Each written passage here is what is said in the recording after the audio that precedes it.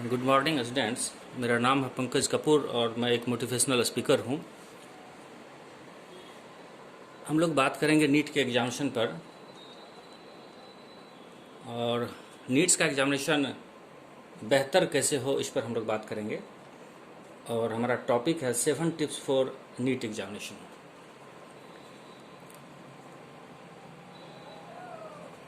सबसे पहले हम लोग बात करेंगे सक्सेस पर, कि सक्सेस कैसे मिलेगी, क्या करना है इसके लिए।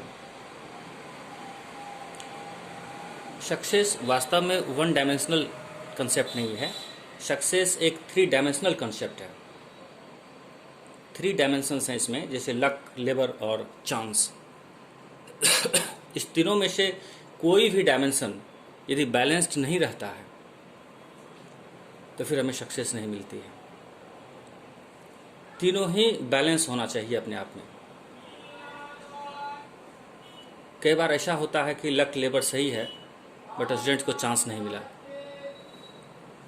फिर वह कुछ कर नहीं सका। बहुत टैलेंटेड है, हर चीज़ है, लेकिन उसे जीवन में कहीं चांस नहीं मिला जिसके कारण वह सक्सेस नहीं हो पाता है। कई बार होता है कि स्टूडेंट्स ने लेबर भी किया, परिश्रम भी किया, उसे चांस भी मिला, बेड लक वह 1 नंबर और 2 नंबर से फेल कर जाता है। मेरा मानना है कि सक्सेस के लिए तीनों डायमेंशंस यानी कि लक, लेबर और चांस, तीनों का होना जरूरी है। यदि आप इस सितंबर में होने वाले एग्ज़ाम में पार्टिसिपेट कर रहे हैं तो निश्चित ही चांस मिलने वाला है आपको। ये एग्ज़ाम शायद कितने को है? 16 सितंबर को। ये जो नीट का 16 सितंबर को एग्ज़ाम होने वाला है, 13 सितंबर को। ये जो 13 सितंबर को एग्ज़ाम होने वाला है, मीन्स आपको चांस मिल रहा है पार्टिसिपेशंस का।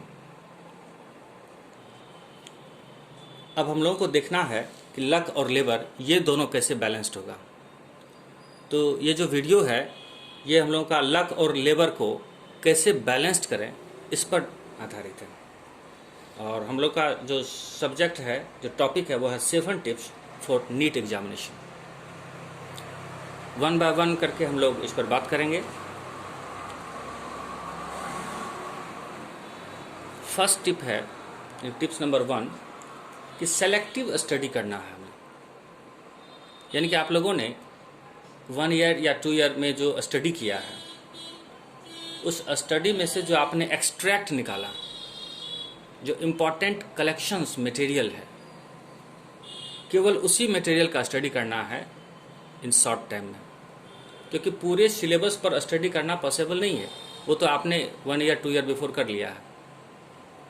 इस शॉर्ट टाइम में आपको सभी लेसन से जो एक्सट्रैक्ट आपने कलेक्ट किया है, जो इम्पॉर्टेंट कलेक्शन है आपका, केवल उसी कलेक्शन पे फोकस करना है।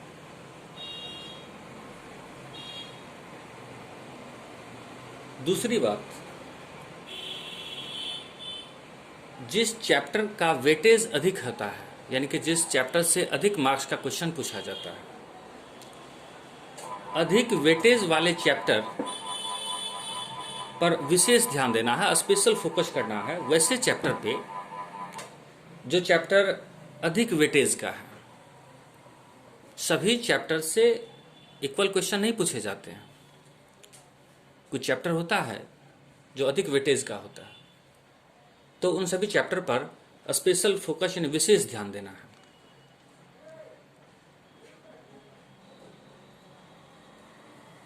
Tips number 2, not hard work.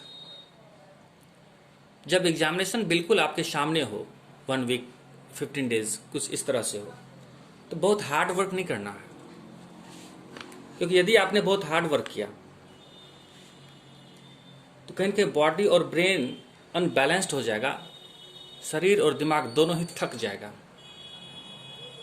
और जैसे ही आप थकते हैं, आपका बैलेंसिंग जो परफॉर्मेंस है उससे बिगड़ने की संभावना बढ़ जाती है।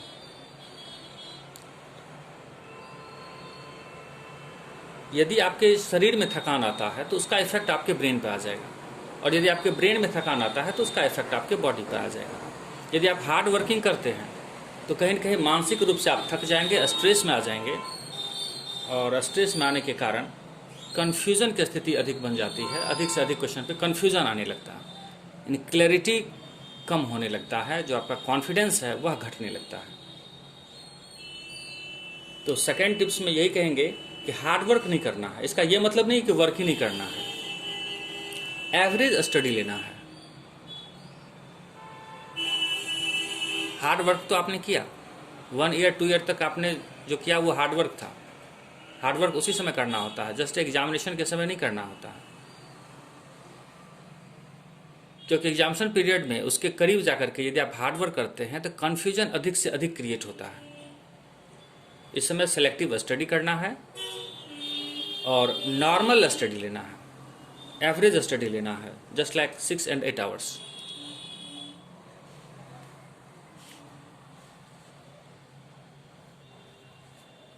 हम लोग टिप्स नंबर 3 पर बात करेंगे। मॉर्निंग मेडिटेशन एवं प्राणायाम जरूर करें। जब एग्जामिनेशन आपके करीब हो तो मॉर्निंग में मेडिटेशन और प्राणायाम निश्चित रूप से करें। मेडिटेशन में एग्जामिनेशन के लिए स्पेशली मेडिटेशन के बहुत सारे मेथड हैं, बहुत सारी विधियां हैं। एग्जामिनेशन पर्पस के लिए त्राटक ध्यान की विधि विशेष लाभप्रद होता है, अधिक उपयोगी होता है। त्राटक ध्यान की विधि में भी यदि आप घी के दिए जलाकर उसके फ्लेम पर फोकस करते हैं, मैं रिपीट कर दे रहा हूं, गाय के घी का दीपक जलाकर उसके फ्लेम पर फोकस करते हैं तो उससे एकाग्रता यानी कंसंट्रेशन बढ़ती है, साथ ही साथ नेत्र ज्योति यानी आंख की रोशनी भी बढ़ती है। अध्यात्म में कहा गया है कि गाय के घी के दीपक का त्राटक ध्यान एकाग्रता एवं आंख की रोशनी के लिए विशेष लाभप्रद होता है। यदि ये संभव नहीं हो, जैसे कुछ स्टूडेंट्स हॉस्टल में रहते हैं, शायद उनके लिए ऐसा कर पाना संभव नहीं हो, तो वह कैंडल जलाकर कैंडल के फ्लेम पर 5 या 7 मिनट का प्रतिदिन त्राटक ध्यान कर सकता है। त्राटक ध्यान से आपके एकाग्रता में, आपके कंसंट्रेशन में बहुत ही लाभ मिलता है। साथ ही प्राणायाम भी आपके बॉडी और ब्रेन को बैलेंस्ड करता है, आपके स्ट्रेस को कम करता है। प्राणायाम भी बहुत होते हैं, विशेषकर जो कॉम्पिटिटिव एग्जामिनेशन देने वाले छात्र हैं उसके लिए अनुलोम विलोम और कपालभाति करें तो ये कहीं न कहीं आपके एग्जामिनेशन के लिए बहुत ही लाभप्रद होगा, बहुत ही इफ़ेक्टिव होगा। स्ट्रेस लेवल को इमीडिएटली कम करता है और हमारे बॉडी में ऑक्सीजन लेवल को बढ़ाता है। यदि हमारे ब्रेन के न्यूरॉन्स को सफिशिएंट ऑक्सीजन मिले तो हमारा ब्रेन अधिक से अधिक एक्टिव होता है और परफॉर्मेंस बेहतर देता है। यदि किसी का ब्रेन वीक है तो निश्चित ही उसका एक्टिविटी स्लो है, उसमें एनर्जी और ऑक्सीजन का अभाव है। तो टिप्स नंबर 3 में हम लोग ध्यान देंगे इस बात पर कि मेडिटेशन और प्राणायाम प्रतिदिन मॉर्निंग में करेंगे। चलिए अब हम लोग बात करेंगे टिप्स नंबर 4 पर। टिप्स नंबर 4 में आप झगड़ा झांटी, कॉन्ट्राडिक्शन, मीनिंगलेस डिस्कशन से दूर रहें। यदि आपका एग्जामिनेशन 10 दिन, 15 दिन या 1 वीक बचा हो तो ये जो स्टूडेंट के बीच मीनिंगलेस डिस्कशन जो होता है इनसे बचें। मीनिंगलेस डिस्कशन से कोई कंक्लूजन नहीं आता है, उसके बदले में हमारे बॉडी में नेगेटिव एनर्जी बढ़ते चला जाता है। और यदि निगेटिव एनर्जी बढ़ता चला गया तो कहीं न कहीं आपके एग्जामिनेशन में परफॉर्मेंस घट जाएगा। तो ये ध्यान रखें कि जब एग्जामिनेशन सामने हो तो कॉन्ट्राडिक्शन, मीनिंगलेस डिस्कशन, इन सब चीज़ों से थोड़ा दूर रहें। जितना हो सके अपने आप को रिलैक्स, कंफर्टेबल रखने का प्रयास करें। हम लोग बात करेंगे टिप्स नंबर 5 की। टिप्स नंबर 5 में डाइट का विशेष ध्यान रखें, क्योंकि खान पान से आपका स्वास्थ्य बिगड़ सकता है और यदि हेल्थ बिगड़ा तो कहीं न कहीं आपके पूरे एग्जामिनेशन को इफेक्टेड कर देगा। अपने भोजन में डाइट का बहुत ज़्यादा ध्यान रखें। यदि संभव हो तो लिक्विड फूड लें। लिक्विड फूड का डाइजेशन इजी होता है और इजीली डाइजेस्ट होकर के हमें एनर्जी प्रोड्यूस करता है। ध्यान रखें कि एग्जामिनेशन वाले समय में, यानी कि एग्जामिनेशन जब करीब हो तो इस पर विशेष ध्यान दें। बिल्कुल संभव हो तो फ्रूट और जूस पर विशेष ध्यान दें। फ्रूट और जूस, फ्रूट आप ड्राई फ्रूट ले सकते हैं या आप जो रॉ फ्रूट्स लेते हैं तो जूस के रूप में आप इसे ले सकते हैं।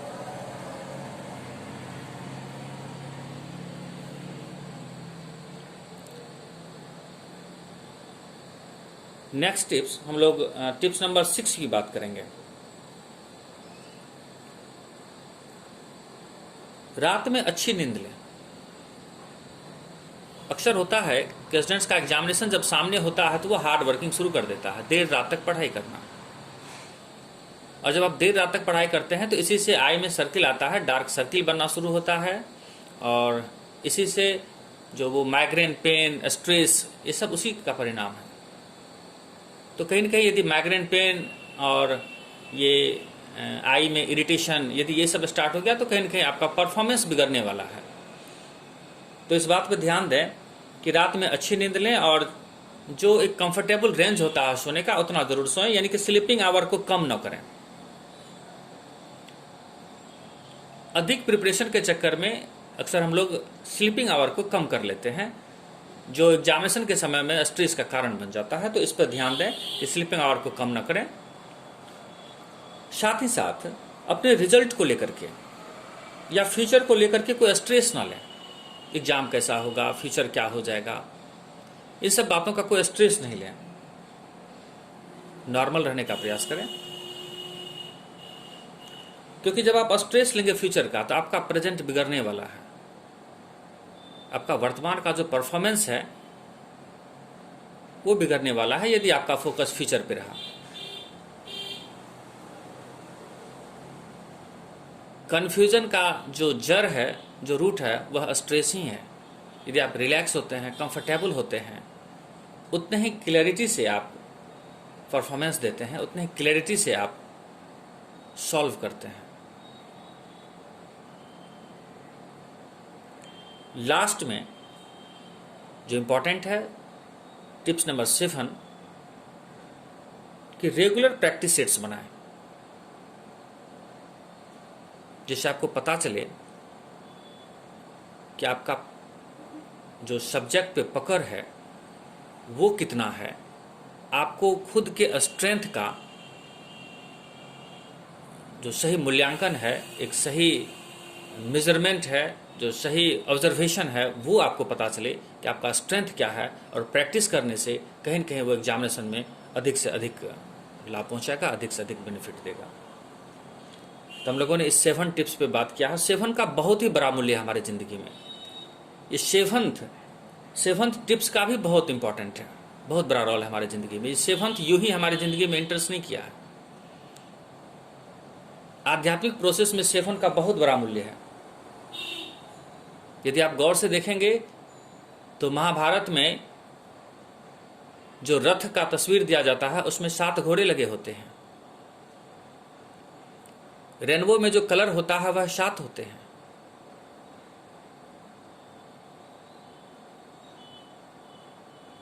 शादी में जो फेरे लिए जाते हैं,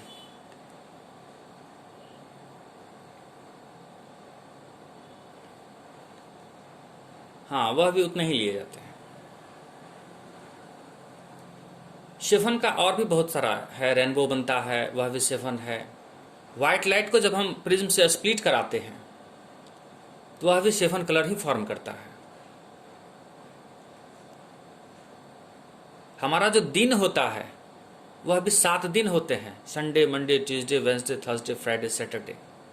दिन भी 7 होता है।